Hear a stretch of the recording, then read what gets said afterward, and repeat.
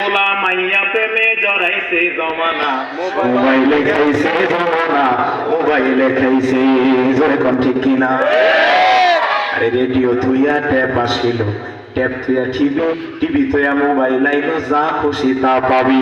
ঘরের ভিতর কিছু থাক বা না থাক, শয়তানের বাক্স একটা আছে।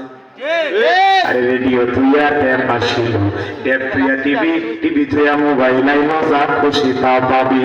আরে টিভির ভিতর যাহাই আছে মোবাইলেও তা আছে, আরো কত আজে বাজে মোবাইলে দেখতাছে। আরে এই সমস্ত জিনিস দেখা, এই সমস্ত জিনিস দেখা নেশায় মেতেছে জমানা, মোবাইলে খাইছে জমানা, মোবাইলে খাইছে। আরে অল্প বয়সের পোলা মাইয়া প্রেমে জড়াইছে জমানা, মোবাইলে খাইছে জমানা। মোবাইল বাহির হওয়ার পরে মানুষ মিথ্যা কথা বেশি কয়। আছে মনে করেন এই কবিরাজপুর আছে, কই ওই বাসায় বয়ে শুয়ে শুয়ে ঘুমায়। বন্ধু কয়েকটা টাকা পায় আর কি, সকালবেলা ফোন দিছে টাকার লেগে, টাকাটা খুব দরকার।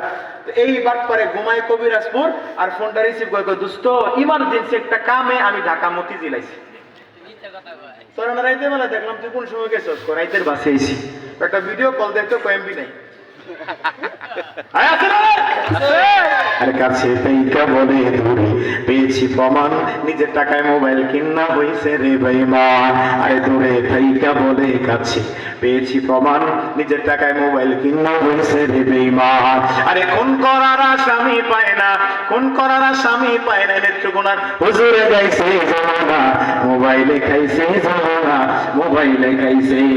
আরে অল্প বয়সের পোলা মাইয়া প্রেমে জড়াইছে জমানা, মোবাইলে খাইছে জমানা, মোবাইলে খাইছে।